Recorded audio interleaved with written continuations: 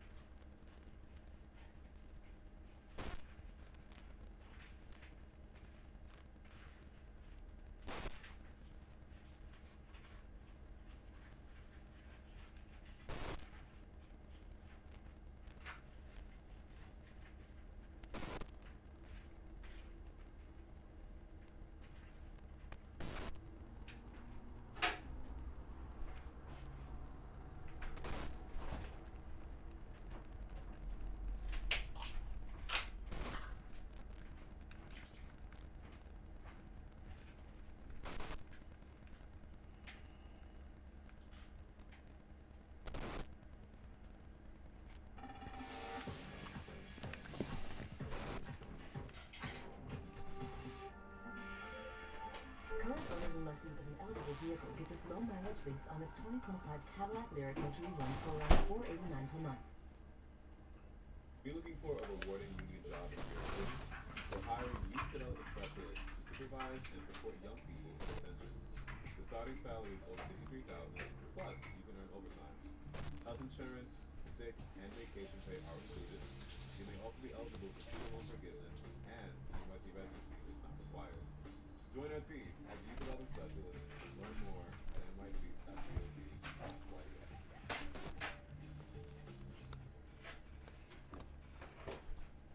African American community, we have a few sayings to describe a person who just refuses to listen to advice. Number one is, you don't think that fat meat is greasy. Number two, a way of saying something would be like, I've been where you trying to go. Typically, that's an older person, your mom and your grandma, telling you that this issue that you're trying to figure out, or you think you know all the answers, I've already been there and done that, and you're gonna fail. I'm really trying to help you. But you know how people are. They want to try it their way. And ultimately, they always fail. But you can't say that you were not warned, because you were. We can't say that people didn't warn Shannon Sharp about his dating preferences. Even his own chat was trying to tell him, you need to stop dealing with younger women. But Shannon Sharp didn't handle this like an adult. Instead, he took this approach. We're talking about date your age, date your age. Well, I want to date my wage. I'm finna shut all this ish down tonight. I want to date my wage. Stay right here. Stay right. Where y'all at? Hey, chat, where they at? Hold on. Cause you know I keep it on me now. Yeah, I keep it on me. You want to date your what? I want to date my wage, not my age. I want to date my wage. So where are they? Cause y'all always talking about date your age, date your age. I want to date my wage. So come on with it. Well, you talking? As a matter of fact, I'm taking applicants as we speak. In a very sassy like way, Shannon Sharp says, you know what? I don't want to date my age. I want to date my age. Stop the cap. Yeah, we see how that turned out. Well, if it wasn't the chat that tried to help him, it was Monique. Come on. They talk to us. This date. Because it's more is different now. Than when you and I It's different, baby. I'm grateful I'm not 56 and trying. But wait, there's more. Are you trying to say what you trying to say? I'm looking right at you. I know you looking at me. I ain't backing down. You better take your old ass and get somebody to love you. Damn, whoa. Now I'm looking right at you. Let me tell y'all what Shannon needs. Let me live my Let me life. tell you what my baby needs. He needs him an old fat gal who can bake good cakes, make some smothered turkey wings. Who gonna rub his feet at the nighttime, okay? And gonna have a sip of his cognac to make him feel better about himself when he come home at night. That's what Shannon needs. You don't need no 26-year-old girl. You don't need no 36-year-old girl. This is your auntie talking to you. Take your old ass and get you an old out there that can love you old. Monique tried to tell him that dealing with a young 26-year-old chick is just not going to work out for a successful man who is 56 years old trying to run the streets. She tried to tell him, it didn't work.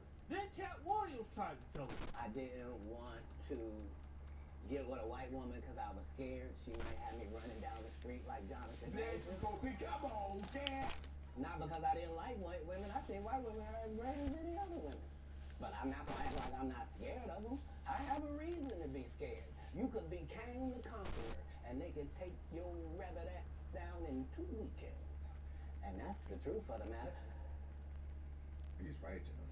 Now, in the case of Cat Williams, he tried to tell him, listen, man, dating with white women is crazy. No matter how far you up there, they could bring your ass down in a couple of weeks or a couple of days. And that is exactly what happened to Shannon Sharp. Fast forward. Shannon Sharp was about to sign a $100 million deal with the podcast. Now, it's also noted that he's also doing very well at ESPN. Now, it's not often that we see retired professional athletes make more money than when they were playing. In the case of some like Michael Jordan, that might be the case with Magic Johnson, but most athletes retire broke. But the new social media age has allowed NFL legends and athletic legends like Shannon Sharp to remain relevant. And people who know Shannon Sharp right now, like those people who are in like Uganda or Kenya, don't even know him from his playing days like we did in the 90s. But still, Shannon Sharp didn't take advantage of his full opportunity. The reason is because he didn't heed the advice of other people. He thought he could just do whatever he wanted to do, and then it landed in what it did, in a ditch. But how do we know this? Well, first let's go to one of these voice notes that really are dealing with Gabby Zuniga. Clip. Anything I say, you're just gonna like get mad at, and you're just gonna hang up on me. So I feel like I'm not gonna hang up on you. You're going to do it. what? What does that even mean? I'm not forget it. You want to be a dick to me now, so. I don't want to be. Don't manipulate me. I don't know that person. If you say that one more time, I'm gonna choke out of you when I see you.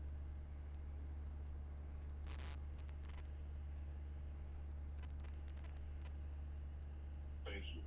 No, I don't want to be choked. Yes, you do. I don't think you have a choice in the matter. So you're hearing that he's saying that I'm going to choke the F out of you. Now again, I don't know if this is something that they're kind of role playing. I mean, because Shannon Sharp is paying this OnlyFans model, and remember, he put out all these text messages where she's saying that she wants a big black baby. She's charging him $25,000 per cheek. So this could be like a role playing situation, although it could not be. Still something that you probably wouldn't want to put or say over the phone to someone, but he said it, then he said it again. Well, what, Gabby?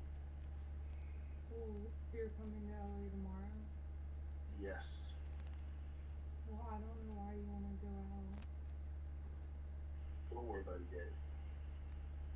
Well, okay. Okay, what?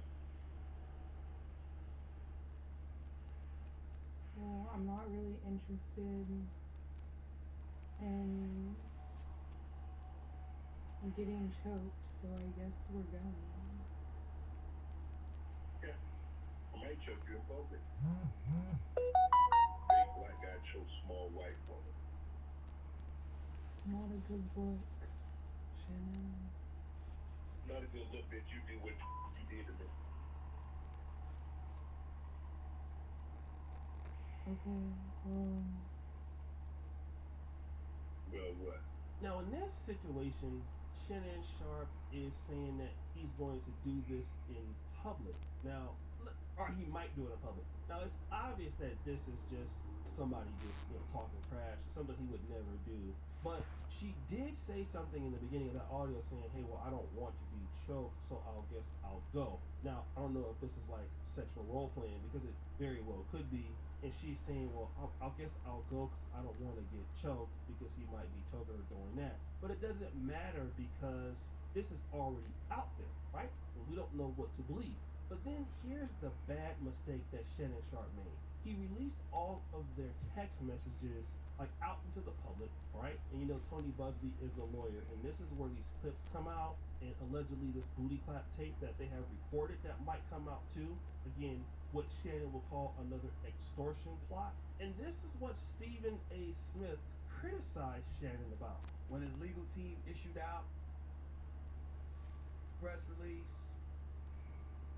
on X yesterday, and they spoke about, they mentioned her name, and they revealed some of those explicit text messages. That was uncomfortable. And I don't know if that's a strategy that I mean, I'm not a lawyer, and I thought this was stupid. Maybe they wanted to get out in front of this publicly and to clear his name, so Tony Busby would be kind of afraid that, hey, she's been talking like this. This is how we talk. And again, it clearly seems that way, that they do talk like this. This is something that happens, and, they're both sexually explicit towards each other. It definitely seems like it is a paid relationship, and that is how it goes. So, I mean, I definitely believe that. Here's the problem. Does ESPN or the general public believe it? Because still, what we have is this. A black man sleeping with a white woman who's 19 or 20 years old now at the time, and that sounds very innocent over the phone. I mean, if we don't even look at her OnlyFans picture, she seems like she's distressed. It not might be the world's plan, but to somebody who doesn't know that, it definitely seems bad. This is what Shannon Sharp said just a few moments ago. My statement is found here, and this is the truth. Well, the relationship in question was 100% consensual. At this juncture, I am electing to step aside temporarily from my ESPN duties. I will be devoting this time to my family and responding and dealing with these false and disruptive allegations set against me. I plan to return to ESPN at the start of the NFL preseason. I sincerely appreciate the overwhelming and ongoing support I have received from my family, fans, friends, and colleagues. Shannon Sharp. So people are already discussing this. Did Shannon Sharp step aside, or did he get fired from ESPN? We don't know. Again, he did say he plans to return at the start of the NFL preseason. but we already know what that means. Shannon Sharp is most likely going to be done from ESPN. And this should be a warning to all of us as black men to know what's coming down the pipe. Again, when you are a black man and you are dealing with a white woman, and if that white woman at any time, and you can be sending messages that are joking, you can be sending messages that are playful, but again, when you're dealing with women in general, especially somebody that's white, they can come out and say, he's threatening me, or he hurt me. And when you look at Shannon Sharp, a guy who is very dark skinned and very big, and you look at this little white lady, they're gonna think, number one, you're 56 years old dealing with somebody that's 20. The way the white men are gonna look at it is this: you shouldn't be dealing with our women. Now, it might not be discussed or talked about in that formality, but that is exactly what ESPN and other people want to send that strong message. How dare you, Shannon Sharp? I don't care how much money we've given you, how much money you made. You should understand what your limits are. And some of you black men don't get that, and then you have to learn the hard way. And the hard way is you need to keep your hands off of our women. And for the most part, a lot of these guys that are getting these lawsuits, not just JC, even Deshaun Watson, who agreed to settle out of court with I think 23 out of the 27 victims, and Tony Busby was that lawyer. A lot of those women were white, okay, or non-black. So guys gotta understand, when you're a black guy and you're dealing with non-white women, that's an easy lick, okay? So you gotta understand who you are, and you also gotta understand what they are looking for, and what may happen to you as a result. Shannon Sharp just lost a really big opportunity, and he's going to lose another opportunity when it comes to that podcast. That $100 million deal, stick a fork in it. It's done. Well, ESPN is done, the podcast deal is done, and you're probably going to get dropped from Colin Cowherd's network too because of this situation. Because nobody wants to be seen with a guy who's a sexual deviant doing strange things to white women. So guys, what do you think? It's your boy Yo Shake D Jackson, back at it again with another episode of The Celebrity Jump. Thank you for all that you do. Subscribe to the bell. We're out.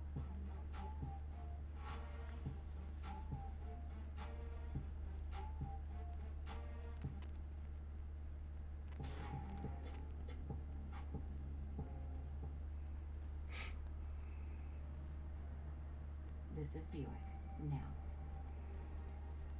Buick, exceptional by design.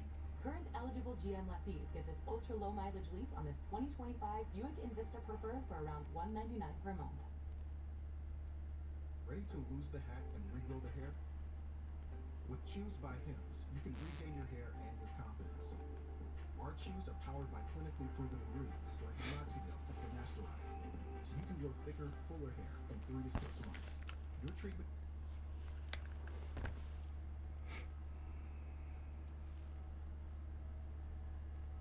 What's going to happen now? I mean, he says he's going to find the cause of autism in this year, this calendar year.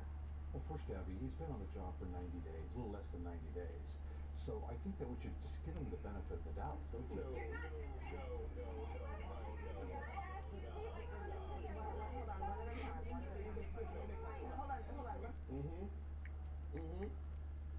That's exactly it. That's it. I mean, he just got here. Hey, the building already on fire.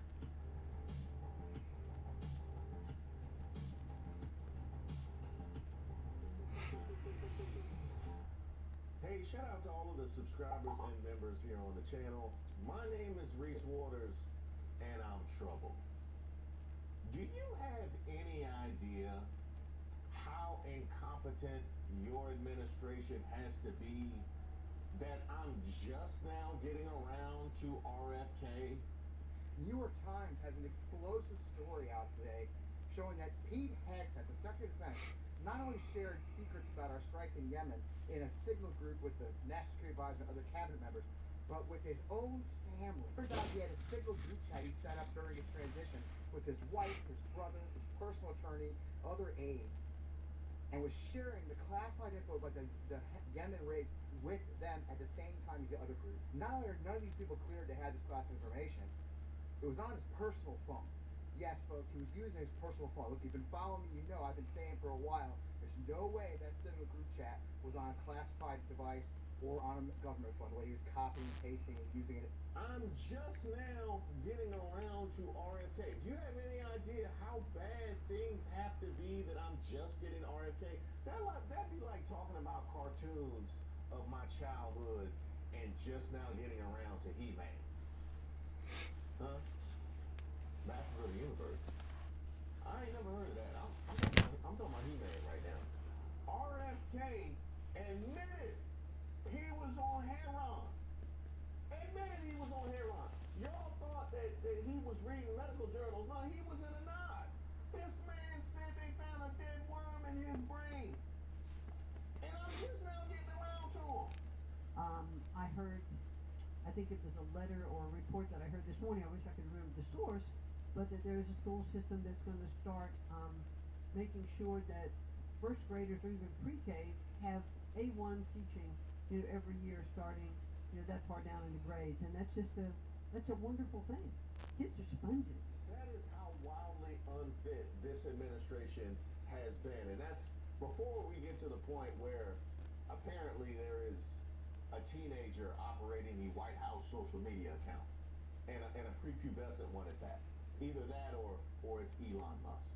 Now, it's not like I haven't spoken about RFK before. There was the time that one of his campaign spokespeople admitted they were working to get Trump elected. There's no Biden voters in the House, right? Okay, good. Things, I guess, will change over time because you do have to only pick one candidate at the end of the day. But the Kennedy voter and the Trump voter, the enemy, our mutual enemy is Biden. If nobody gets to 270, then Congress picks the president. So who are they going to pick? Who are they going to pick? If it's a Republican Congress, they'll pick Trump. So we're rid of Biden either way. Well, that aged pretty well, didn't it? Then there was the time that his whole family said to ignore him and invited Joe Biden to sit in his seat at the Kennedy reunion. The campaign touting the endorsement of 15 Kennedy family members, even though one of their own, Robert F. Kennedy Jr., is running against him as an independent. The best way forward for America is to re-elect Joe Biden and Kamala Harris to 4 more years. And then there was that time he told black people to ignore racism. Like the Avengers. I remember crosses being burned when I was a kid against an anti-Catholic president. A lot of them, I was called a Mick, a mackerel snatcher, all these anti-Catholic slurs when I was a kid. But it never bothered me. And that's the kind of resilience that we want to give to black American children, so that they have so much confidence in their own future that when they do encounter the inevitable racism, that it will bounce off them, that they'll be, like the Avengers, they'll be immune to it. And while we're on the topic, did you guys see that Bank of America just announced a data breach? Hey, where you going? No, don't feel bad. Here's what's crazy. They didn't tell anybody for months. And that's not unusual. On average, it takes a company 277 days to report a breach. 277 days? Good Lord, that's a long time. You can clear out my account in 27 days. Your personal data could have been exposed months ago, and you're just hearing about it now. Now, wait a minute, because that would mean that I could be exposed right now, and I don't know about it. That's good information. That's good information, because I was trying to figure out how I was going to explain these charges to my wife, and you know what I mean? I'm going to settle it, you know what I mean? It's a breach. I wasn't down there.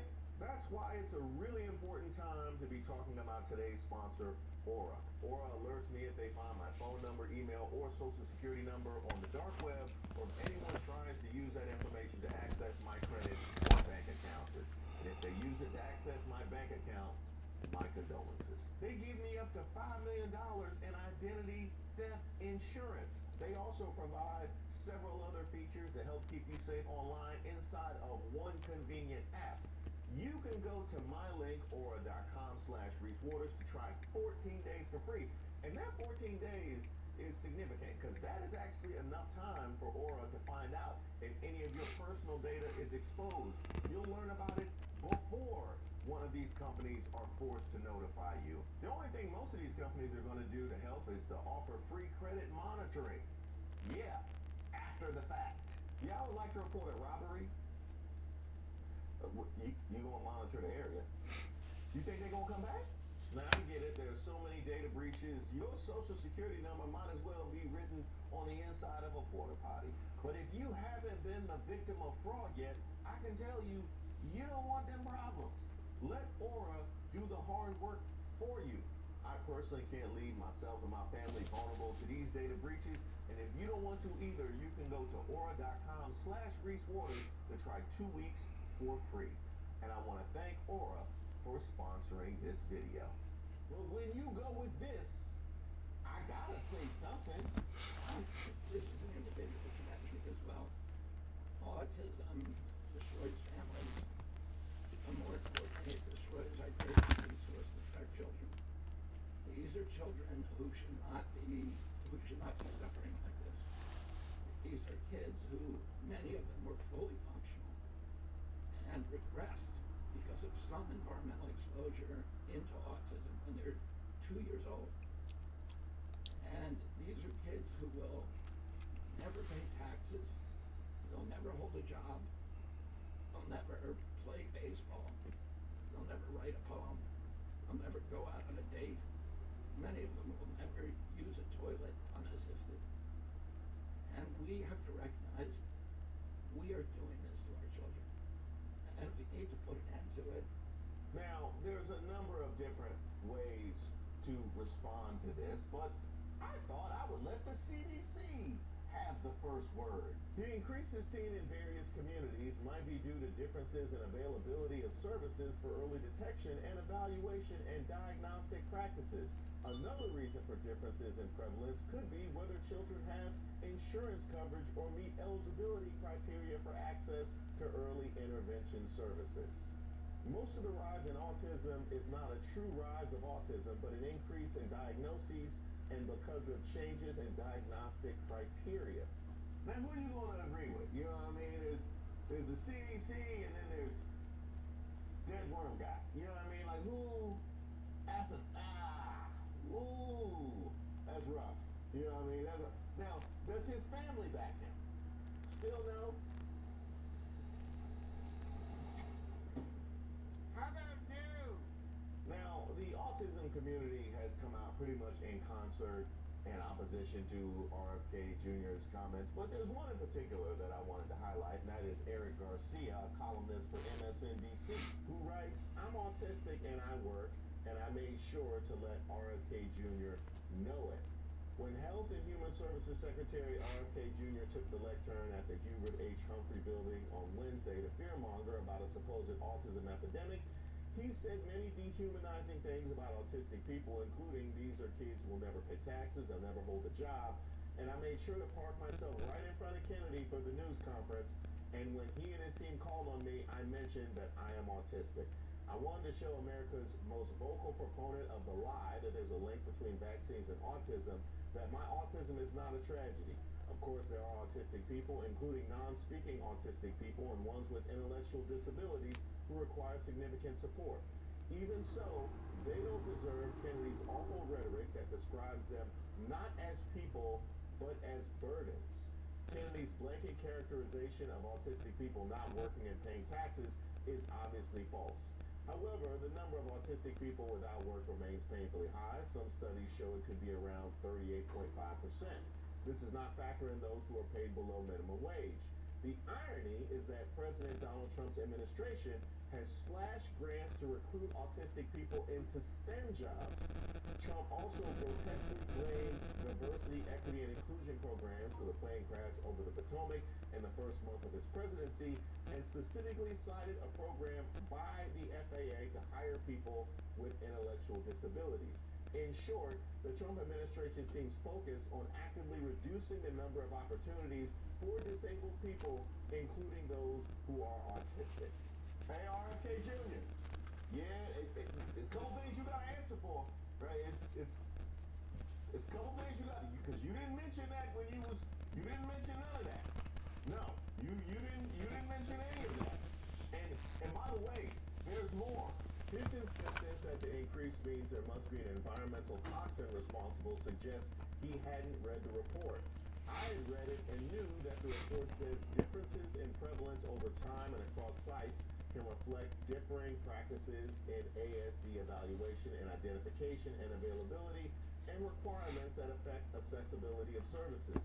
The increased number of diagnoses is also a sign that the racial diagnosis gap has closed significantly and that clinicians, educators, and parents finally recognize certain traits in their kids as autism spectrum disorder and not behavior disorders.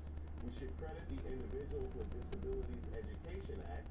Schools being required to report the number of autistic students they serve directly led to the increase in autism diagnoses. There is no epidemic. The increase in reported autism numbers is a sign that government can work. And guess what? It gets worse. Because he said it seems like he hadn't read the report, which is a pretty damning thing to say of, the secretary in charge of these things. That's pretty damning. But how about this? Kennedy should know this.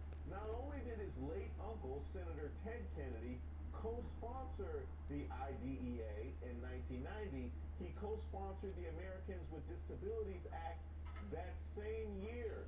I was born in 1990. This means I could have never known a world where I did not have codified rights.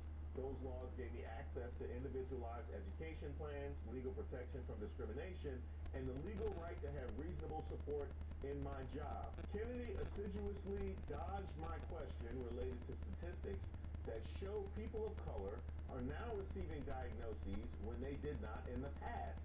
And after that, I felt my hands start trembling. Part of it was the nerves I felt after confronting him for saying such grotesque things about this community I love, but part of it was my fear that the disparaging attacks on autistic people will get much, much worse.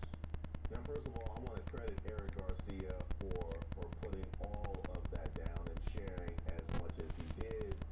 The idea that now we're getting diagnoses where previously we did not, that we actually are closing some racial gaps in the medical community certainly would be an apt explanation, but it is one that is right for them to ignore. Not when they don't want to acknowledge racial disparities anywhere ever in any aspect of our society. That is nothing if not predictable. And speaking of predictable, now, granted, you've seen what RFK Jr. had to say. We know about his level of qualification coming into this gig. We've seen the response from the autism community at large. How do you think the media covered this? The Trump administration and all of their merit-based whatever could not find someone with similar qualifications or at the very least deference to the people who have qualifications to be in this role. I mean, to Dr. Purnell's point, this is Christopher Banks, the CEO of Autism Society of America, claiming autism is, quote, preventable is not science-based. Autism is not a chronic disease, nor a childhood disease. It is a lifelong developmental condition. It is not an epidemic, nor should it be compared to the COVID-19 pandemic. And using language like that perpetuates falsehood, stigma, and stereotypes. I mean, he says he's going to find the cause of autism in this year, this calendar year. Well, first, Gabby, he's been on the job for 90 days, a little less than 90 days. How does the Secretary of Health not understand medicine?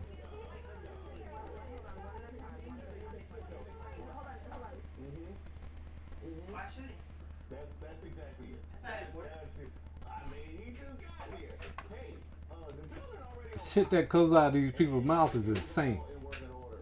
Why should the director of education, director of whoever, whatever position over the Department of Education know anything about what it takes?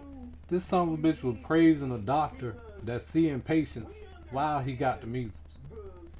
Measles is the most contagious disease on the planet. Well, I guess he thinks that that's gonna cure it, but that's gonna everybody go ahead and get it, so you'll be all right. It can kill you. That's what he don't understand. can kill you. Ah. Measles destroys your immune system. Yeah. Yeah. That's why it can kill So you. someone with an already compromised immune system, it makes it so that usually when you have any type of infection, like a viral infection, the bacteria in your body increase naturally, and if you have it's vice versa. So that secondary infection will straight up kill you after having the measles. And yeah, maybe they don't. Well, I guess they just. What they're hoping is they'll kill off the older people.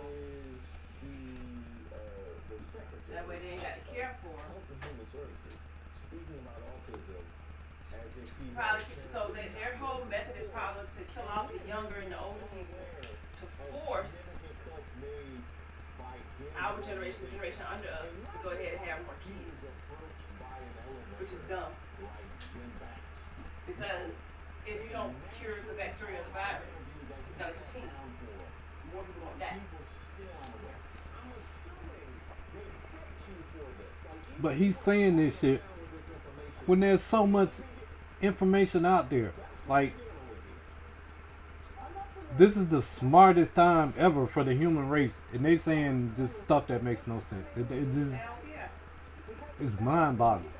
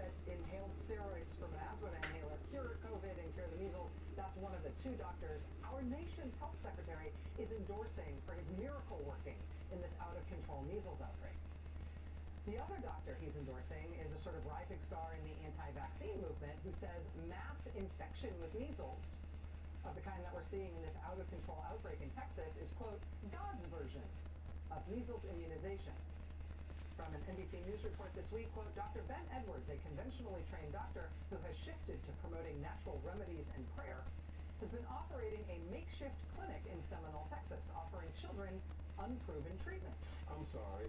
Did you just say a conventionally trained doctor who advocates for natural remedies and prayer? Is that what you? Are they charging for prayer? They are. No, I was just checking. Yeah. Because mine insurance don't cover prayer. Quote, Dr. Ben Edwards, a conventionally trained doctor who has shifted to promoting natural remedies and prayer, has been operating a makeshift clinic in Seminole, Texas, offering children unproven treatment. Quote, while he himself said he was sick with measles. So just, I know I just said the word measles a lot, but just focus in on this for a second. What I'm saying is exactly what you think you heard. This is a doctor who advises against the measles vaccine and who's promoting these treatment for measles, right? They're supplying here so that we don't die from it. But there's no cure for measles. Antibiotics and steroids ridiculous measles. So he's saying they're not promoting vaccination, instead promoting these quack treatments. And he is treating patients in this largely unvaccinated community in Texas. And he is doing so while he himself has the measles. I'm old enough to remember when if it was in a situation like that, you would hide it. You would run away as far and as fast as possible from something like that. Not only are they not running away from it, he's highlighting it. That guy. How are you doing? Talk to me about your book. Yeah, I was pretty achy yesterday. You have not had measles as a child? No, Tell me on the mic. I'll have to go back and look at it. Yeah. That doesn't look good, does it? No. So you're feeling alright? Yeah, but yeah. You just cocktail or anybody as well? Just my friends. Yeah. They came yesterday afternoon. I was achy. Some people waiting in line hours, and I mean hours upon hours, Started to walk back to this casket for like 2 seconds. Oh, the Pope. Today I woke up feeling good. Yeah. Cause they ain't letting them stop. So when they get up there, they ushering them off. So you stood in out line for hours to get possibly 2 seconds. Not even. I guess it's to say you was there. I don't know. Doctor should be doing. Yep. Again, that's a video from RFK Jr. That's what it is. Anti-vaccine group that he founded. I'll tell you, this is what the CDC says about the contagiousness of measles. The CDC is an agency now run by RFK Jr. But if you ask them, what about the contagiousness of measles, they will tell you, quote, if you have measles, up to 90% of the people close to you who are not immune will also become infected. You can spread measles to others from 4 days before through 4 days after the rash appears. So there is this doctor in Texas who has active measles infection, who has spots on his face. He has just come down with the rash, he says, the day before. He is asking people in this highly unvaccinated community to bring themselves and their family members in to see him while he himself has just sprung his own measles rash. So you've got a guy who is basically a drinking fountain of measles in that very vulnerable community that is at the center of that outbreak. This is unfolding as Secretary Kennedy has forced out the nation's top vaccine regulator. You may recall that when Dr. Peter Marks quit a couple weeks ago, he submitted a resignation letter that called out what called RFK's misinformation and lies. In an interview with the Associated Press this week, Dr. Marks was more specific about the reason he left. There was a confrontation. So shortly before he was forced to resign, the nation's top vaccine regulator says he refused to grant Secretary Kennedy's team unrestricted access to a tightly held vaccine safety database, fearing that the information might be manipulated or even deleted. Dr. Marks agreed to give Kennedy's associates the ability to read thousands of reports of potential vaccine-related issues sent to the government vaccine adverse event reporting system, but he would not allow them to directly edit the data. Marks telling the Associated Press, quote, why wouldn't we? Because frankly, we don't trust them, he said, using a profanity. He said, quote, they'd write it over or erase the whole database. Now, again, let's just swallow the fact that the people working within the organization don't trust their leadership enough not to erase or manipulate vaccine-related data because of their agenda. Let's just sit with that for a minute. Hold up. Wait a minute. Something ain't right. And by the way, don't think that is the only place where these data and statistics are in peril, because we've seen it with the crime statistics already. So the nation's top vaccine expert says he was pushed out of the U.S. government because he was trying to stop RFK and his allies from corrupting the nation's database on vaccine safety. And now, at an all-for-show cabinet meeting in the White House this week, RFK told the cameras and told President Trump that he's going to announce to the nation the cause of autism by September of this year.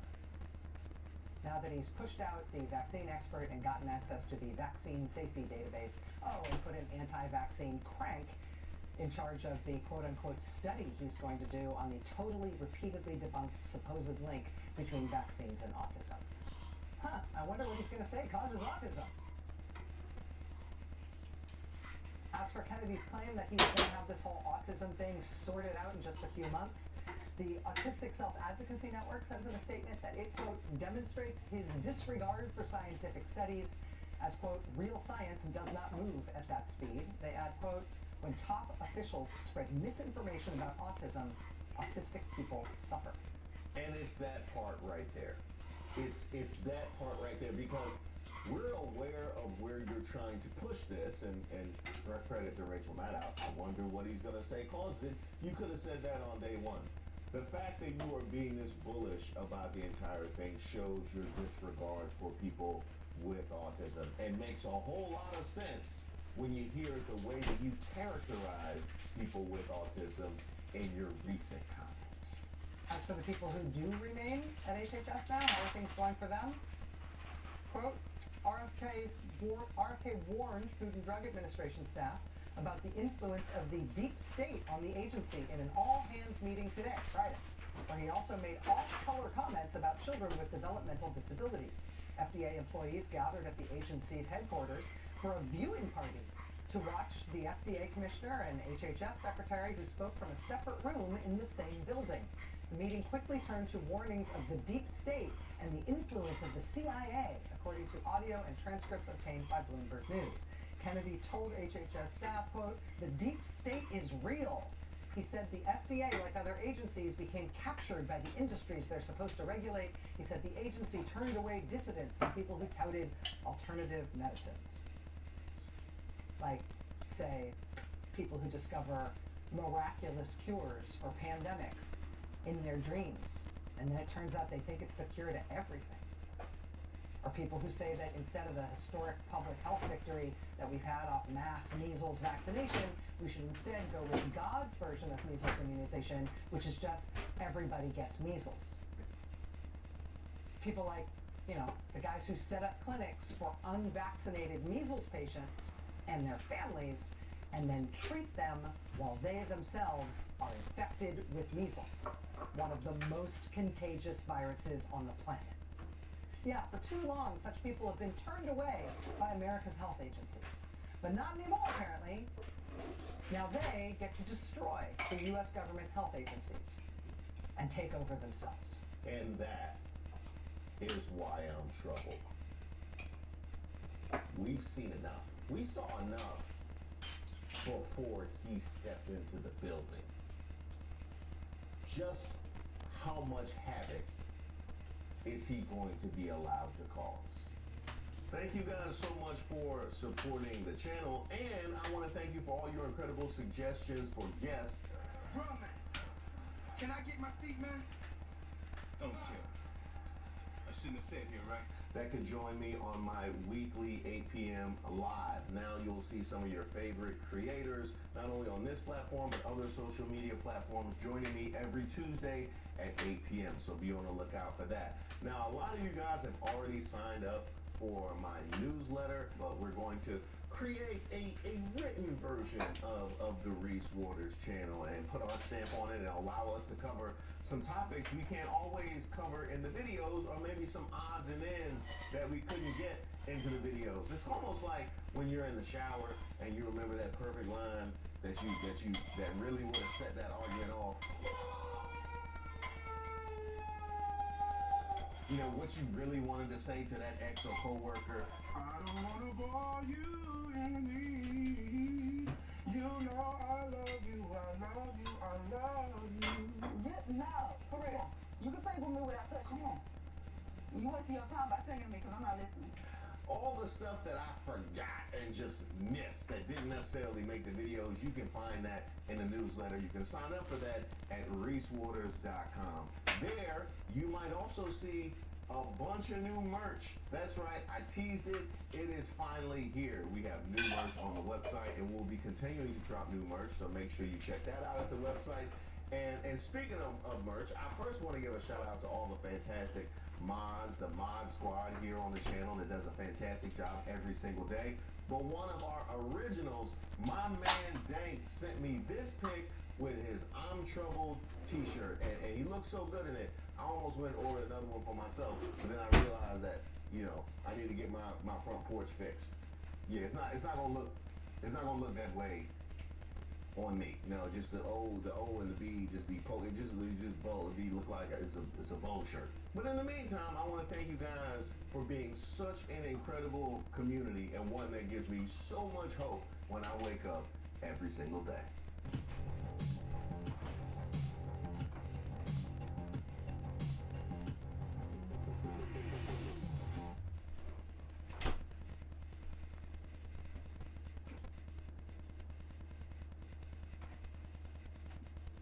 Breeze, you skip the shot and go straight to date. Instead of read the dating app for real dates.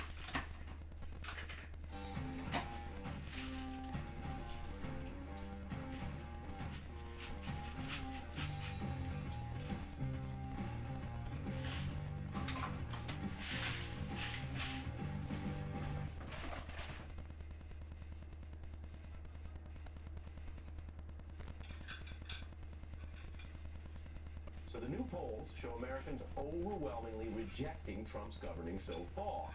The public not only souring on his overall leadership and economic problems, but actually doing so across the board. Let me show you. A new survey from Pew shows Trump is underwater no matter how you divide up the nation, which, as you know, in politics, people often do. So he's underwater with women and men, across racial groups, with younger and older voters, even across the education gap, which you probably heard has become a bigger gap between the parties lately. Democrats have struggled with voters who didn't go to college, but non-college and college grads, both groups, oppose what they've seen so far. These findings are just a really long ways from the campaign era. Now you remember, Democrats face those incumbent headwinds. They also swapped in a new candidate later than any other presidential race in history, but for all the bluster, I mentioned that tonight because it might seem like ancient history, but even that was a close national race. Trump won by under 2 points. He had about 50% of the total vote. We're not going to do a lot of math tonight, but with these new polls and their ricocheting in MAGA world and on Fox, keep that November number in mind, 50%. Because maybe the idea of Trump after 4 years off last November was more appealing to more people than what we're now living through, which is the president actually governing. 95 days in, Trump is basically falling to 40%. So, 50 in November, now crashing to 40, and they're just getting started. This is supposed to be the honeymoon time. These polls are driving rough headlines about weakening Trump's mandate already, and there's some other numbers that show how it does get even worse when you dig in or go into the crosstabs, as I mentioned, going deep into the numbers. But before I even get to those, I just want to show you up top here how this Trump polling slump, which is also reflected in a new Fox poll where you see the majority disapprove, according to Fox News' pollster, on basically every issue. You can see that. Border security is the only one where a majority actually approves. Why disapproval on Fox? That's their poll, makes it harder for them to ignore it. And here's how that played across that usually MAGA-friendly channel. In the polls, you know, they're not extraordinary job approval compared to other presidents. There you see the president at 44%, and you see his first term at 45%. It's actually behind where Joe Biden was. I don't think the stock market and today's polls are the best measurement. When it comes to the economy, this is where it's a little trickier, and this is where his numbers have gone south. But only 28% say the economy is excellent or good. He is underwater when it comes to the economy, tariffs, and inflation. So think about what's happening there, pretty straightforward. That's what the people out there are thinking based on multiple surveys. I showed you multiple groups of people across any way you cut it up, including politically. And that's what they're telling pollsters. And because that includes the Fox pollster, Fox can't just ignore their own poll and work. right? Maybe it'll get less play late in the evening, depending on the host, but they are, and you can say a credit to some of the hosts who did deal with the news, they're covering this. So that people say, this isn't what we voted for, this isn't what we want. We don't want this type of governance from Trump. Even if they are, many of the people, more conservative, more likely to give him the benefit of the doubt. That's still what they're saying. And then Fox says that back to the Fox audience in MAGA world, and you get this cycle of this reality. Now, the economic problems are clearly driving the swiftest rise in the opposition to Trump, and history shows this early period is supposed to be virtually always as the high point in approval for a second-term president. Because presidents typically enter office with the groundswell of support, usually from their recent election, that, quote, wanes over time, as the New York Times puts it. So Trump's approval has actually been dropping slightly faster than his predecessors. And across Trump's two terms, separated, of course, by Biden, Trump has the dubious record of the, quote, lowest approval rating for a president in modern history. So, what do we do with this? We have this politician who has power, but who is also widely opposed, historically unpopular, and who I will remind you, and this might sound like one of those criticisms or burns, but it's not. It's just literally the numbers as we've gone through this together as a country. I will remind you, Trump's not only historically unpopular compared to those other presidents in the all-modern era, he also got fewer votes in 2016 and in 2020. And then had that narrow finish that I mentioned last November. And yet you have this round of bad polls, and with many people, it almost lands like a surprise. As if the Trump show and the PR and the spectacle have slowly worked on some people to confuse them about what is his actual condition. A very unpopular, sometimes reviled figure for how he talks about people, for how he treats people, for the type of leadership he offers, and for how he runs the government and the economy. So the evidence actually reinforces how facts are different than spectacle. If you want to grade him on a PR or spectacle curve, and that's part of politics, certainly part of our internet televised politics, We operate country music's biggest stage. This is more than a stage, it's a destination for fans from around the world. For 100 years, no two shows have ever been the same.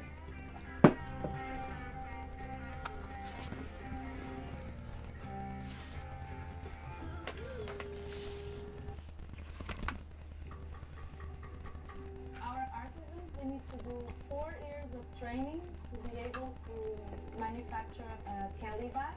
This that you've just seen, the perlage, you need to be very skilled and very, very good. Some of Emma's products are made in China. Towels are from Flir in Shandong. They also make products for Chanel and IKEA. Beddings are from Yue in Shandong. Men's shoes are from Shashi in Shandong. Paperware are from Gaoten in Jiangsu. It was my first time shopping at Hermes, and let me tell you how it went. We got a lot of requests, do Hermes next. And that's why we're here in the Highland Park Mall. Made in Italy, made in China, or maybe made in Chile. Oh yeah, that should be a thing, by the way, because some brands get real creative when it comes to made. Y'all, Hermes is officially in panic mode. The luxury giant is now suing the very same Chinese manufacturers who just exposed their billion-dollar secret and it's sending shockwaves through the entire fashion world. These factories aren't just making knockoffs, they were the ones actually building the bags. The same Birkins and Kelly's Hermes selling for $20,000, and now they're telling the world what really goes down behind these made in France labels. Let's just say, it's not what you think. From shady production tricks to insider receipts and viral TikToks, this scandal is blowing the lid off the luxury illusion, and Hermes is scrambling to stop the bleeding. But the truth, it's out now, and the damage already done. So let's get into it, y'all. Now let's get started with the lie that started it all. For years, Hermes has pushed the image of handcrafted bags by French artisans and Parisian workshops. You picture someone in a white coat stitching leather by candlelight with some smooth jazz playing in the background, right? Wrong. She put the finishing touches on a Kelly, the most difficult bag to build. It starts with 30 distinct cuts of leather and can take 20 hours to complete, 4 hours for just the handle. There are no manuals or cheat sheets. Artisans rely on their training and muscle memory to make every bag. A According to insiders and receipts from Tanner Leatherstein, up to 80% of these so-called French luxury bags are made in China. Not just assembled, manufactured. We're talking the leather work, the stitching, the threading, the cutting, all done overseas. Then Hermes takes the product, adds a button or stamp in France, and suddenly it's made in France. That's the trick. So when Chinese factories started telling the truth and showing receipts, Hermes lost it. So, Hermes has put out a response to China, and they have like a video in a factory sort of showing people trying to show that they're actually the ones who are making the bags in a factory somewhere in France. Enter Tanner Leatherstein, the whistleblower of luxury. He's not some random dude on TikTok. He's a leather expert with a cult following, known for buying designer bags and literally cutting them open on camera to show what's inside. He was the first to expose Chanel for get your real gold hardware and using cheap plastic-coated leather. He went after Louis Vuitton, Bottega Veneta, and of course Hermes. And Tanner showed that the leather quality in these bags is no better than what you find in a $100 dude. He also exposed that the cost to actually make a Birkin bag is around $600, not $14,000, not $38,000, $600. And that includes good leather and metal hardware. I have spent over $100,000 of my own money dissecting luxury bags, cutting them open, analyzing every stitch, every layer. Why? Because I had to know what made those bags so expensive. So now imagine Hermes watching this all unfold, seeing videos go viral and realizing that the truth is out and the gig is up. Because Chinese manufacturers weren't just making dupes, they were making the real thing for Hermes and then blowing a whistle. They revealed 80% of the work is done in China. Only final details are added in France. And Hermes profits off the image of French luxury while hiding the real labor. They take almost finished bags from China factories back to their own factories and just do the repackaging and logo installing, something like that. So what does Hermes do? Do they own up to it? Apologize? Of course not. They get to filing them lawsuits. Hermes is suing several Chinese factories for misuse of intellectual property and defamation, basically saying, how dare you tell people our bags don't actually come from France? But here's the kicker. These same Chinese manufacturers were under contract by luxury brands. They were legally producing bags. But now that they've spoken out, Hermes is acting like they don't know them. Like they just woke up and realized these factories are...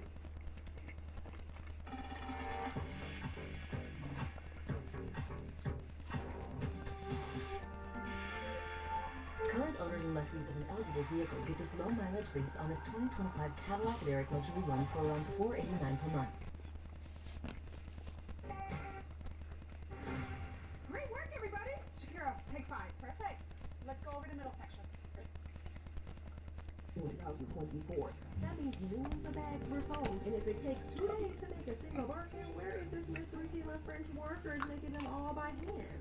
The numbers are not adding up. It's getting fraudulent. And Hermes isn't alone. Other brands like Prada, Chanel, and Louis Vuitton are doing the same thing. They'll make 98% of the product in China and have a zipper or button made in Italy, just so they can legally slap a made in Italy tag on the item. It's a marketing game, a con, and consumers have been falling for it because of the prestige attached to European labels. Who is the Chinese supplier behind Prada? Bags are from Siton Handbag in Dongguan City, Guangdong Province. It's a factory specializing in handbags for 54 years, and it produces 80% of the world luxury bags. And as more and more people learn the truth, resale prices are starting to dip. People are realizing that they pay $25,000 for a bag made in the same factory as a $400 dupe. Now, Tanner's exposed these bags that claim to be full of calfskin but turn out to be cheap PU-coated leather. It's making collectors nervous and buyers mad because if Hermes isn't really about quality or craftsmanship, then what exactly did they pay for? The brand illusion, y'all. The big wide Western luxury brands have sold us as that China equals low quality. But that's outdated. Chinese factories today produce world-class leather goods. They have materials, the skills, and the machines. In fact, many luxury brands manufacture their products in the same factories as mid-range brands and knockoffs. They just put different tags on the end product, that's all. So when someone tells you a bag is made in China, it doesn't mean it's trash, it just might be better than whatever was made in France. But there are countless stories of people getting factory extras without logos that are literally exact products as the $1,000 bags. One creator said she had UGG boots from the same factory as the real ones, just no label, and it was $5. The only difference? Branding. He started making his boots in China, and that is these boots right here. This is pretty much the UGG boot that like most Americans will have in their house. I was very pissed off when I found out the truth because I grew up in Southern California. I remember being in elementary school when I would only see 2 people in the entire school wearing UGG boots, and they were always the cool surfer kids. Western media has conditioned people to think China equals bad and Europe equals high class. When you dig into it, it's all marketing. These brands are private equity-owned machines pumping out overpriced goods to people who just don't know better. And now that consumers are waking up, the industry is panicking. Tanner Leather Stein doesn't work for any brand. He's not selling you anything fancy, he's showing his work, explaining materials and breaking it all down.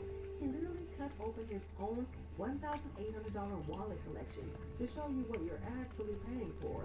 And what he found? Disappointment every single time. Most of those bags I cut open, just expensive, nothing special, but they feel truly exceptional. Well, let's be realistic for a millisecond. These designer brands wouldn't be where they are without celebrities flaunting them like trophies. You think that they were buying Birkins and Chanel for fun? No, most of them are either gifted or paid to wear these bags. It's called strategic placement. The brand gives Cardi B a $60,000 bag that she posted on IG, and suddenly every influencer and wannabe fashionista is trying to get their hands on one. You think you're buying luxury, but what you're really buying is a celebrity approval. Nothing is as humbling as your daughter drawing on your $60,000 Birkin, am I right? Yeah. I couldn't even be mad at her because when I asked her, I was like, I wanted to do something with the shoe. I was like, Chocha, did you draw mommy's purse? Literally spent $60,000 on this purse. Look what my daughter did to my purse. Oh, let's not forget that time that Kylie Jenner hosted an Hermes closet tour. People lost their ever-loving minds, but how many of those were even bought with their own coin? And even if they were they even made in France or a backroom in Shenzhen? It's pretty much where I keep all my purses. This one here is really special. If my house is on fire, I would take this one out of all of them. And it's not just celebs anymore, y'all. Even influencers are doing the dirty work too. TikTok and Instagram are full of unboxing videos showing luxury hauls, most of which are either PR drops or brand partnerships. These creators are making racks promoting bags they didn't pay for, pushing a narrative that you need a designer bag to be somebody. Unbox my latest Hermes bag with me. This is my first bag I got this year. I usually only get one bag a year, and this is the one for this year. And I'm really excited about it. Meanwhile, the brands are laughing all the way to the bank, selling $600 bags for $26,000. Jesus Christ. Secure Day starts with the right Third product. man's bag, Sephora always has the best selection to choose Retail, from for all different hair 26,000. types, textures, and styles. From bouncy blowouts to messy buns, plus you earn beauty insider points and Kohl's rewards when you shop now.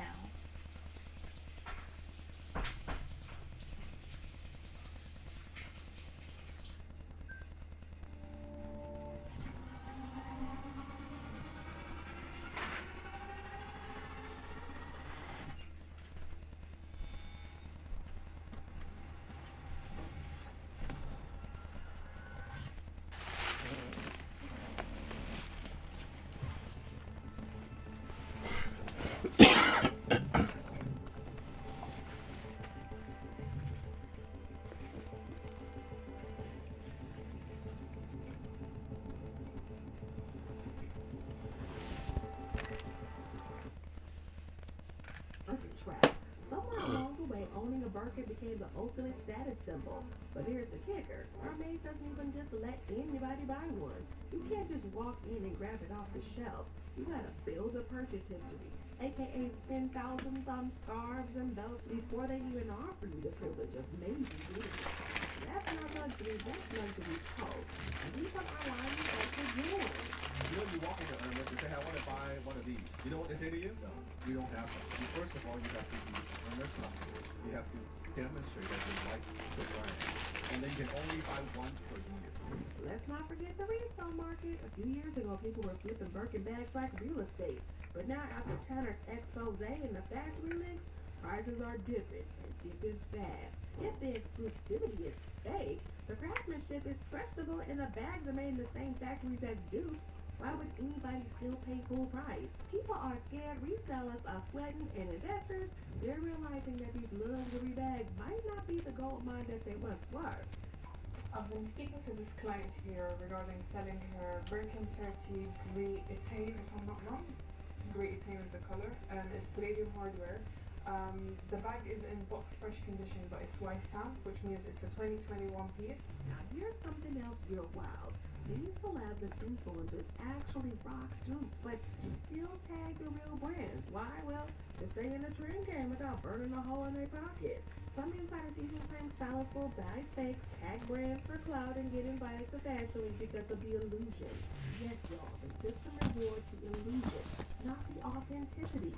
Kendall Jenner is wearing a fake Louis Vuitton penny pack. I'm gonna give you 3 reasons why I know that this Louis Vuitton bag is fake. So when you see your favorite celeb with a luxury brand, don't assume it's real or that they care if it is. The branding is what sells, not the bag. None of this jewelry on my arm is real. Don't love me because of no diamonds. Take all this. This bracelet right here look real as a... This shit is $23 on Amazon.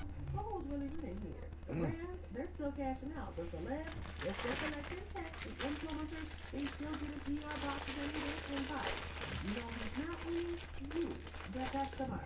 You're the one dropping a month's rent on a label sewn in on in China, based on hype built by celebs who didn't even pay for it.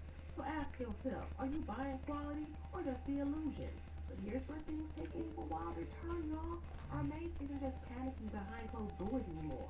They're going full legal warfare on it. Yes, the brand is now allegedly suing a wave of Chinese manufacturers who've exposed them. They aren't just one-off lawsuits either. Reports say Hermes is targeting multiple factories that dare to speak out, trying to slap them with claims like defamation and misuse of intellectual property. But let's be real, what they're really mad about is about getting caught. And this couldn't have come at a worse time for them, because ever since the U.S. cracked down with those aggressive tariffs against Chinese imports, global brands have been forced to show their hand. And guess what? Hermes is one of the brands that might be hit the hardest, because when most of your so-called French craftsmanship is coming from Shenzhen factories, you got a big problem. This whole expose blew the lid off a much bigger issue. Luxury brands aren't just about quality anymore. They're about perfection and illusion. When that illusion starts to crack, the empire starts to crumble. And Hermes isn't just trying to save face, they're fighting for survival. If the truth about where these bags are really made keeps spreading, people will start questioning everything. Not just Hermes, but Louis Vuitton, Prada, Chanel, all of them. And that terrifying moment where made in France loses its sparkle, that's when luck loses all its meaning. So now Hermes is scrambling, pointing fingers, filing lawsuits, hoping to silence the factories. Not today. No cyber threats are going to slow down your business. Get business secure internet and protect your network with... I mean, I'm just trying to find out, because what I do in my personal life is my personal life. Correct. And what someone else does in their personal life is their personal life. What you doing on that? And I don't know because he's a man, but he don't be doing all extra fine out stuff with him. I said, come on, something. He like a bum. What? He look like a bum, act like they dated book. Oh, yeah. There's no way this man is broke. There's no way. Yeah. If he is, I don't know where the money went to. What y'all say earlier? He ran up $1 billion. Floyd Mayweather's daughter has joined Shannon Sharpe in questioning Floyd's current financial issue. Shannon Sharpe recently lit the fuse. On Undisputed, the Hall of Fame tight end and no-nonsense sports analyst called out Floyd Mayweather's paradoxical relationship with money and debt. Not allowed. We saw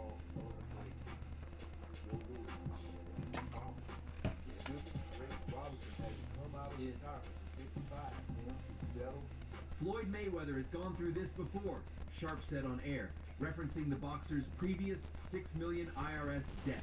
What is it that you don't get? And I'm even more disappointed because you're on Instagram and on Twitter flaunting your opulence. You got bales and bales of money. You big ballin' and you won't cut the people their money? Sharp's tone wasn't speculative. It was a direct blow to Mayweather's carefully curated image of untouchable wealth. What sparked this latest scrutiny was Floyd's attempt to get a reprieve from the IRS for a tax bill stemming from 2015 all the way to his gym, collapsing from unpaid staff, and multiple reports of his massive debts this year. Not allowed. You saw order break. No movement. Wow. Ray Robinson had to come out of retirement at 55 to settle a debt with the IRS. And even Mike Tyson. But what's so disappointing with me, Skip? Floyd Mayweather has gone through this before. What is it that you don't get? And I'm even more disappointed because you're on Instagram and on Twitter flaunting your opulence. According to legal documents, Mayweather claims he has substantial assets, but that they are restricted and primarily illiquid. His legal team added that he expects a significant liquidity event in the next 60 days to cover what he owes. And then came Yaya. Iyanna Yaya Mayweather, Floyd's eldest daughter, recently took to Instagram and added her own twist to the narrative. On the surface, it may have seemed like a flex, a celebration of her father's daring independence, but what it actually did was reinforce what Sharp and others in the sport have started to wonder. Was it all just smoke and mirrors? In her Instagram story, Yaya talked about Floyd's decision to buy himself out of his top-ranked contract in 2006 for $750K. I bought myself out of my contract for $750K and then made $750 million from 3 fights. She quoted him. Canelo, Pacquiao, McGregor, these were the monsters that made Mayweather supposedly richer than any fighter before him. Floyd, bro, you gotta understand, the only thing more embellished than Floyd Mayweather's pay-per-view numbers is Floyd Mayweather's net worth, and he made a lot of money. But remember this, it does not matter what you made, it matters what you kept, and he is a dum-dum. So anyone, Floyd's made $1 billion. Floyd has gotten $300 million for Pacquiao, $300 million for McGregor. That might be true, but that money does not exist anymore. Is that what you're saying? But the way she framed it, the tone, the timing, it didn't come off like she was celebrating stability. It came off like she was revealing the truth. Floyd never built wealth in the traditional sense. To Yaya, her dad placed bets, calculated, massive bets on himself. And yes, he won. He won over and over again. But now, when the winning has stopped and the show has slowed down, the structure is shaking. To many, Floyd Mayweather never owned a financial machine. He was the machine. And that machine was only profitable as long as it was fighting, flexing, and moving money in and out like a casino. He's telling people that he's not sure he wants to fight anymore. And I think he's saying what he really believes. That doesn't mean that he won't fight. See, so I had lunch with some guy who knows Floyd. He's not that he's down in the inner circle, but he knows. And he said Floyd only likes to fight and wants to fight when he's broke. If he has money, he don't want to fight. His real estate investments, his strip clubs, his car collection have all been seen as part of a larger illusion. And nothing about Floyd's empire was stable in the long term.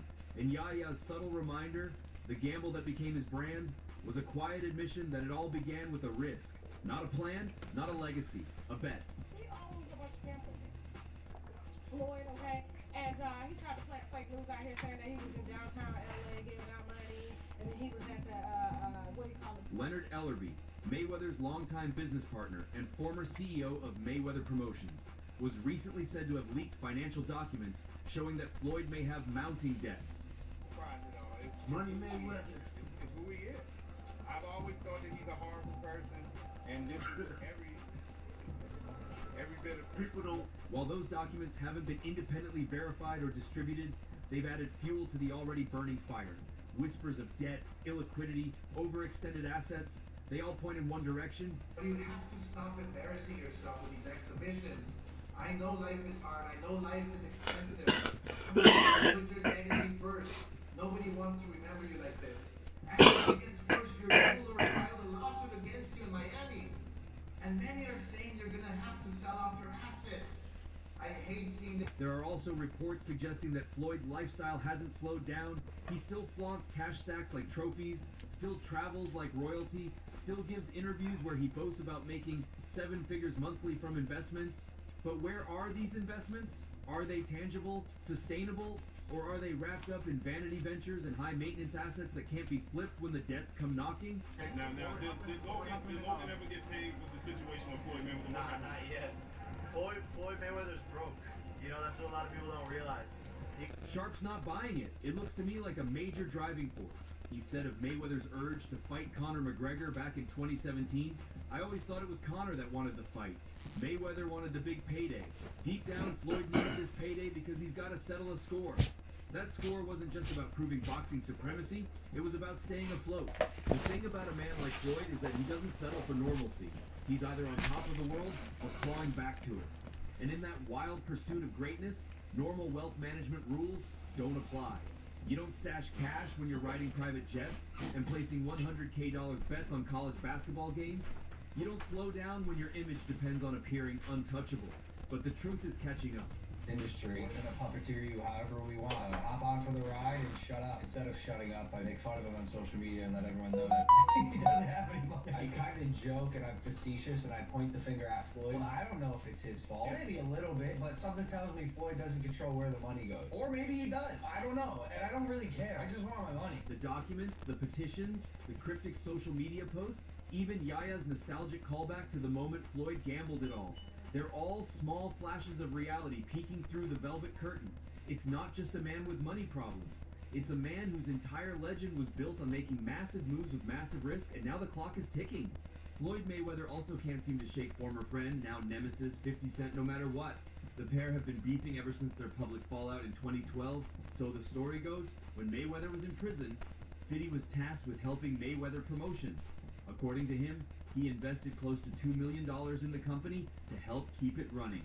When Mayweather came out of prison, the rapper felt the 50. Zero Boxer owed him the money. However, Mayweather disagreed with 50 Cent's assertion, since he hadn't explicitly asked the rapper to invest in the promotion. This started off their feud, which is well and alive to this day. And it appears, in the latest exchange between the two, 50 is haunting Mayweather because of a recent statement he made. So the money's really gone. Yeah, that's what you think. It's get the money, spend the money. All that money. And then it took, well, it's been 2 years. So is it just his overhead is so high on a day-to-day, month-to-month? Like I don't even want to talk about it. Like within lifestyle, that money's gone. Trust me. Now it's like you call him, he'll be at your, your local host in a nightclub because you need that action right now. Do you think he should step back in the ring? Just recently, a series of reports came out about Floyd Mayweather, suggesting he went on a shopping spree in the New York real estate market. Millions of dollars, apartments, and commercial space were involved. Overall, it seemed like something the richest boxer in the world would do. He even moved his residence to New York to see it through. Fast forward a few months, Mayweather appeared on The Tonight Show starring Jimmy Fallon. I don't know the exact number. I own, right now, somewhere upwards of 100 buildings or more.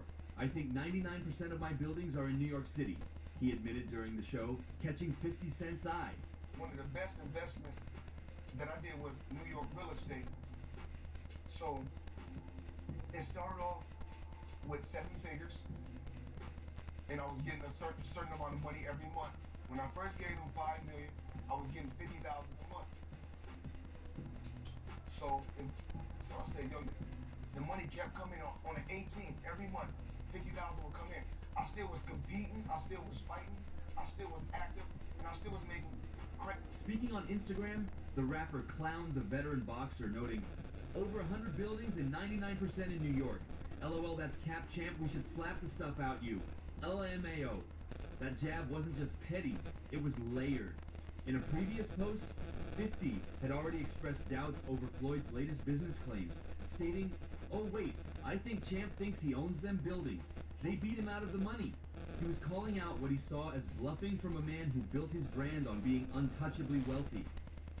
Arnold Schwarzenegger, limited edition AP, all factory, 1.8 million right here. The $20 bill section, we like to call it the Andrew Jackson section, but I like to call it wallpaper, 200,000 in 20s.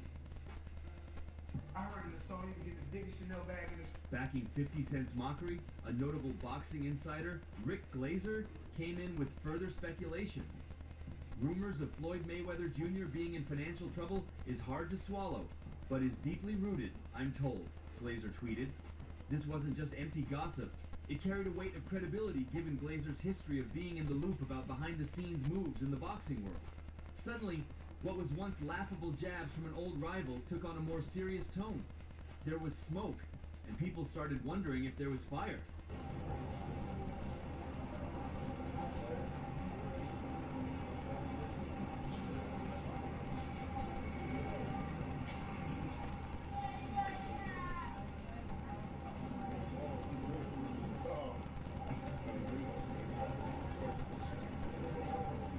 Business Insider then jumped into the fray with an investigation of their own. According to them, public property records in New York City showed no trace of the massive real estate empire Floyd claimed to have built. The New York City Housing Partnership also had no idea about any large-scale property purchases by the retired champion. That contradiction was glaring. If Mayweather truly owned over 100 buildings in New York City, someone, somewhere in public records or housing development circles would have verified at least a fraction of that. But there was nothing. All those luxurious purchases, all that empire talk, suddenly started to look like smoke and mirrors. Not just exaggeration, possibly a facade. Into my lifestyle, showing people how I live. Now, I know you guys see me on the regular talking about real estate. Well, lately, I purchased 62 apartment buildings in New York City. And what I need you guys to do, slide over and check out the photos. It's not all 62 buildings, it's a few buildings, but guess what? All buildings belong to me. I don't have no partners. And all the retail down low on my buildings all belong to me. But Mayweather didn't stop there. On social media, he doubled down on his image of wealth and exclusivity. Recently, he started pushing a little-known Thai cryptocurrency called ASET, developed by Acme Warawat. Mayweather's endorsement came with an odd promotion. He is offering a Zoom class hosted by the crypto founder himself, a $100 giveaway to those who made swaps worth $20K using the coin, and the kicker, one lucky person would receive one of Mayweather's WBC World Championship belts and a private boxing session. The whole campaign raised eyebrows.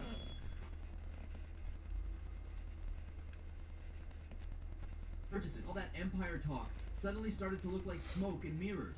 Not just exaggeration, possibly a facade. Into my lifestyle, showing people how I live. Now, I know you guys see me on the regular talking about real estate. Well, lately, I purchased 62 apartment buildings in New York City. And what I need you guys to do, slide over and check out the photos. It's not all 62 buildings, it's a few buildings, but guess what? All buildings belong to me. I don't have no partners. And all the retail down low on my buildings all belong to me. But Mayweather didn't stop there. On social media, he doubled down on his image of wealth and exclusivity. Recently, he started pushing a little-known Thai cryptocurrency called ASET, developed by Acme Warawat. Mayweather's endorsement came with an odd promotion. He is offering a Zoom class hosted by the crypto founder himself, a $100 giveaway to those who made swaps worth $20K using the coin, and the kicker, one lucky person would receive one of Mayweather's WBC World Championship belts and a private boxing session. The whole campaign raised eyebrows.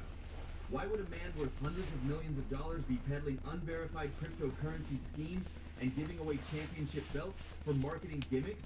It didn't make sense for someone who claimed to have hundreds of buildings and a legacy already cast in gold. I mean, it's the new wave. It's what everybody's doing. And I started, of course I started with boxing, but then of course now it's real estate. My real estate portfolio is crazy, but I'm truly blessed. I'm truly blessed. And if cryptocurrency is the new wave, you know what? Be the best. This isn't just another celebrity hopping on the crypto bandwagon for fun. Fans are not buying the glitz. Many pointed to this as a sign that Floyd might be stretched thin financially. It looks desperate, and that's the word that keeps surfacing more and more around Floyd's name. Desperate. The champion who used to flaunt money like confetti, who walked into arenas draped in diamond chains and $1,000 suits, is now being talked about like a man trying to plug financial leaks in a ship he once steered with absolute dominance. And now others are coming forward with grievances that go far beyond rumors and internet gossip. The narrative surrounding Floyd Mayweather, once untouchable, once idolized, is shifting. Once seen as the very embodiment of financial success in boxing, he now stands at the center of a storm surrounded by discontent from voices that were once silent. It messes with your mental health. We had to rely on a member that worked at Chick-fil-A that granted us some free Chick-fil-A cards, so we're all eating unhealthy meals to the point where we can't even go home and get some fresh fruit. We're not able to literally pay for our bills. The debt, it accumulated to the point where it messed with the mental health. My wife had to go to the hospital for stress and anxiety from this job. We accumulated hospital bills. It's just a lot of different things that just kind of hurts your heart. One of those voices belongs to Amir Khan, who was even once considered a possible opponent for Mayweather. It is sad, he said, with a tone that suggested anything but sorrow. But look, karma's a bee. He went on to paint a damning picture of Mayweather, not as a victim of poor fortune, but as a man reaping what he sowed. The thing is, look how arrogant he was. He is flaunting money. You can't throw money like that to people because out there is a lot of poverty around the world. Khan sounded like someone who'd been waiting for this moment. Someone calling time on years of unchecked ego. Floyd Money Mayweather up until recently didn't have any money, so Floyd is the highest earning athlete in his career, making over $1.1 billion. And after making a killing, he ended up retiring in 2017. However, he dug himself into a hole after making super lavish purchases like this LA mansion. It was so bad that he actually owed $22.2 million to the IRS, which made him have to come out of retirement to pay that back. Like and follow for more. For him, Mayweather's fall from financial grace isn't just inevitable, it's deserved. This wasn't a pity, this was judgment, and it came sharp. To Khan, Floyd's public unraveling is the fallout of years spent living in a fantasy of narcissism and extravagance while ignoring the world outside his diamond-studded bubble. And it gets even darker. It's not just rivals and onlookers speaking now, it's people from inside the Mayweather brand itself. Employees from Mayweather's own fitness gyms are starting to tell their stories, and what they're saying is grim.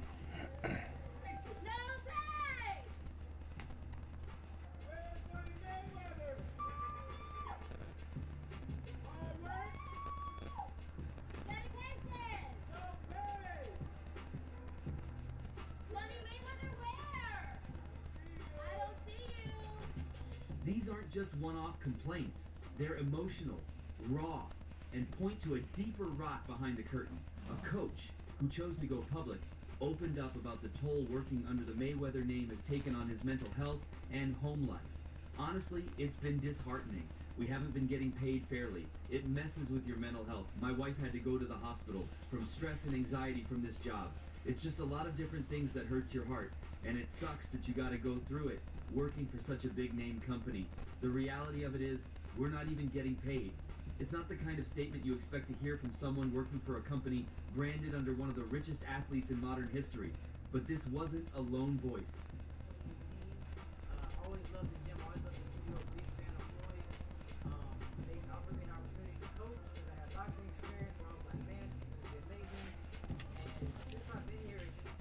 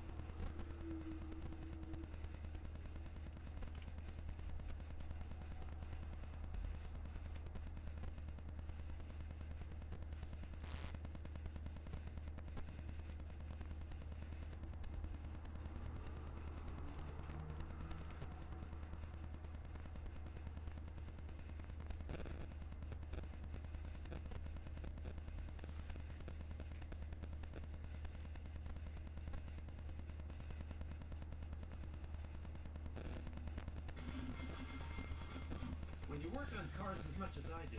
You learn what matters most. And for me,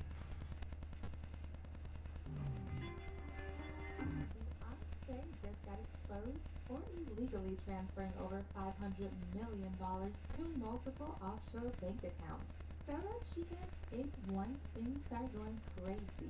Diddy's trial is just about a month away, and word on the street is he's gonna sing like a bird in that courtroom to save himself. He's allegedly already been speaking to prosecutors to reduce his sentence and possibly even free him of any jail time in exchange for him giving the names of the people who helped him carry out the evil things he did.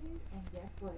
Jay-Z and Beyonce are reportedly right there in the list, especially Jay. Apparently, this is also why Beyonce is going on tour right around the time that Diddy's trial is about to start. Not only is she trying to rack in as much money as she can before the world turns on her, but she's reportedly hoping that the tour distracts people from paying attention to Diddy's trial. According to the popular gossip YouTuber Storm Monroe, who I'm sure most of y'all already know, he got some inside scoop from someone close to B that this $500 million escape plan is the reason she's been shoving so many albums and products down our throats recently.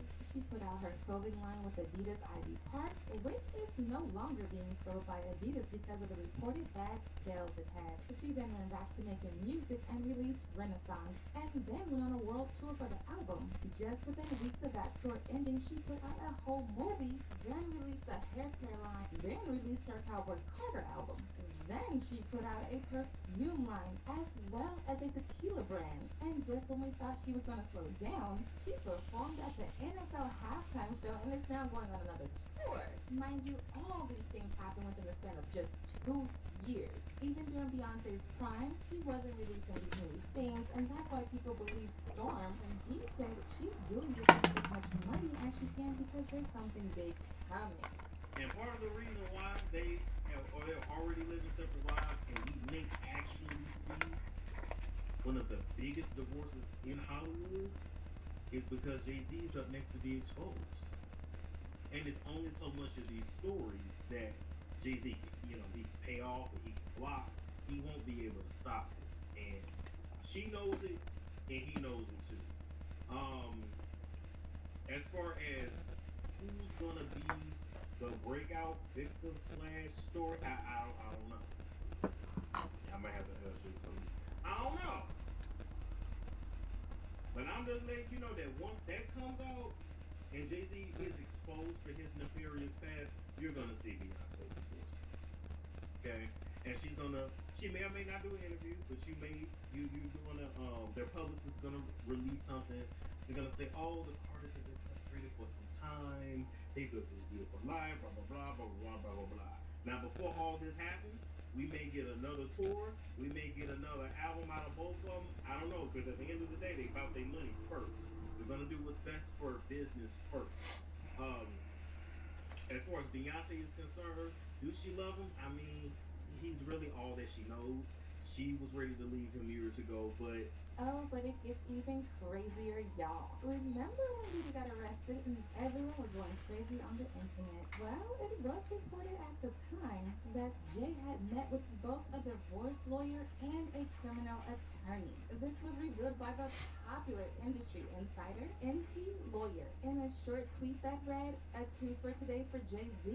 He met with a criminal defense attorney and a divorce attorney. Hashtag Sean Diddy Combs, hashtag Jay-Z. He was apparently meeting up with a divorce lawyer because Beyonce wanted no parts of his foolishness, and she was ready to leave so she doesn't get dragged into it. It turns out that Beyonce was oblivious to Jay's dealings with Diddy, and she found out once we also started to find out. Or at least that's what her PR team wants us to believe. But people aren't buying it, and they're even saying Beyonce was in on it. But now she's trying to separate herself so she can look innocent. For example, not too long ago, the baby did an interview with Shannon Sharpe in which he hinted at having a freak-off with Jay-Z and Diddy. He said he went over to Diddy's house for a private meeting along with Beyonce and Jay-Z, but some things allegedly ended up happening that went past just a meeting. He said Beyonce walked up to him to introduce herself, almost as if she was trying to flirt her way into something more than just a conversation. And that's when he knew that this so-called private meeting was going to be more than just a meeting. He said said just a few minutes into him being there, Diddy kicked everyone out from the room, leaving only him, Beyonce, and Jay. That's when Beyonce allegedly started getting all touchy with him and even placed her hands around his neck. Beyonce, I was at a party at Diddy crib in LA. This was the beginning of 2020. You know what I mean? Diddy had put everybody else out the crib, like the influx of people, he had put them out. But he had took a liking to me in particular around the time, man. It was really, you know what I mean, like putting his arm around me. Right. So he had put majority of the people out, but he allowed me to stay in there. Me and maybe about 15 others. You know, right. Jay-Z and Beyonce being, two of the other 15 people in the room. So that just put into perspective of the type of company I was in. Right. At the moment, and she came over and introduced herself to me like as if she had to. Right. Beyonce, cut it out. I'm a big fan of your work. You know what I'm saying? And that was just dope. That was dope as hell to me, man. That was dope. Now, even though the baby's description sounded like a freak off, some people actually came to Beyonce's defense and said Jay probably forced her into doing it to appease Diddy, since they had a business together that she apparently didn't know about. People even brought up Beyonce's alleged ex-bodyguard Uncle Ron, who mysteriously died after revealing how Jay was keeping Beyonce in his control by having her hooked on multiple hard substances. Kind of like what Diddy was doing to Cassie, to be able to control her and have her indulge in freak-offs easily. She been on for a long time, and you keep her that way. Style and substance. In the GMC Sierra. Or current eligible GMC lessees can get this low mileage lease on the Sierra Elevation for around $359 per month.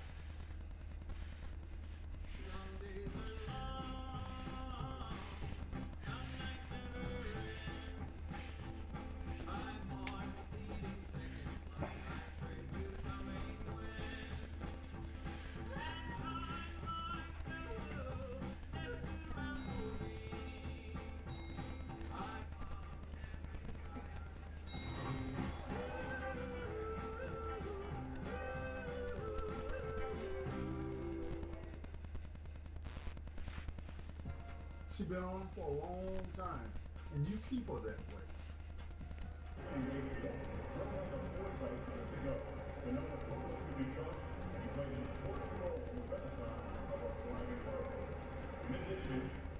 Not only that, but there was also reports that Jay was putting his hands on Beyonce. It's still unclear if this was a PR move B's team was making to make her out to be a victim, or if he was really mishandling her. But baby, the details were shocking. The source who spilled this tea claims to be Beyonce's ex-assistant, and they revealed this during a now-deleted interview with Media Takeout. The assistant said, and I quote, "Seems that for a while he's had a problem with keeping his hands to himself. Now, I've never seen him just flat-out strike B, but too many times I've seen him shove and push her. At first, I thought it was just a little horseplay thing between the two, but once I saw how embarrassed B was to be manhandled in front of me in Central Pay, I realized that it was no joke. I've been Beyonce's assistant and friend for a while now, and I've always wanted to say something, but I never thought it was my place. He treats Beyonce like she's an object and not a person." And just when we thought things couldn't get any worse, another tea was recently spilled by a blind item exposing the details of Beyonce's alleged $500 million escape plan. The source claims B wants to stop doing music and live a quiet life, but they keep her up and make her perform against her will because she's their biggest cash cow. The source said industry insiders have been whispering about this for a while. If you're wondering why her bodyguard chased after her at the big award show recently, it's because Stinger has to flee the country multiple times. She's done with the control, the pressure, and the handlers who make every decision for her. They're afraid she'll leave without notice, and they're right to be. Stinger suffers from depression and has S-thoughts. Her team sees her as a danger to herself, but what they're really afraid of is losing their cash cow. They've kept her under control for years, but they won't be able to much longer. She's on the verge of rebelling. She's fed up with her mother's control. She's tired of her husband's influence. The source claims that this is why Beyonce has been going so hard these days and doing everything she can to make as much money as she can. Apparently, Jay and his people have been secretly stealing money from her, and now she has to work 10 times more to get to the financial goal she wants to reach so she can escape. The source said, and I quote, "She's questioning her finances and demanding an audit. Here's the truth. She doesn't want to work like this anymore. Singer is exhausted mentally, physically, emotionally. She's been doing this for decades and she just wants to relax, rest, and finally live her life on her own terms. But her team and family won't let her. She didn't even want to do this tour, but she's doing it for 2 reasons. To reach a specific financial goal that will let her escape for good, and because her family and label are pushing her to work while she still can. Yes, this is why the tickets were so expensive. Yes, this is why she's suddenly diversifying her business moves. Yes, this is why she's quietly buying property outside the U.S. Lawsuits are coming. Her finances aren't adding up. She's been spending more than she's making, and she's terrified of being trapped in the cycle forever. She just wants peace. She wants to slow down, step back, and not have to grind anymore. But the people around her won't let her stop working." Oh, but this source wasn't done being messy, y'all. The source also said the reason why Beyonce is being strategic with her escape is because she's afraid they might take her out like they did Michael Jackson when he tried to break free from their control. But here's the real tea. She knows exactly what happened to her idol when he tried to break free. She's afraid of the same fate. That's why she's quietly making moves, setting up her escape and ensuring that when she finally disappears, she won't be forced to come back. I'm just saying, if she suddenly cancels her shows or starts spending more time overseas, just know it's not just for fun. Believe what you want, but when it all comes out, remember this post. Child, it's a hot mess out here, y'all. Even though all this info is alleged, it definitely got people talking and they didn't hold back. One person said she doesn't want to face the truth about how she has maintained her space as long as she has in this industry. We all know how wicked this industry has been for decades. You expect me to believe she is in no way dirty or involved in the shady side of this game. Another person said that woman ain't trying to do all that. She's trying to make people see her as a victim and not a willing participant. She is down with all the foolishness. If she was against anything, she would have been walked away. Tina ain't gonna let her get in a... But now I want to know your thoughts. What do you think of Beyonce's alleged $500 million escape plan? And do y'all really think she'll leave Jay-Z? Let me know your thoughts in the comment section below. And don't forget to click here to watch this other messy video.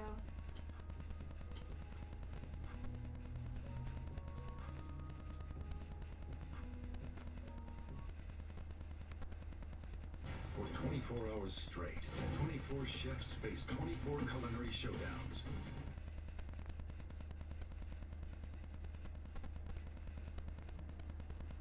Discuss how they are encouraging the black communities to spend their dollars with dignity and what they call spend in the black, and pressure big retailers to enact change.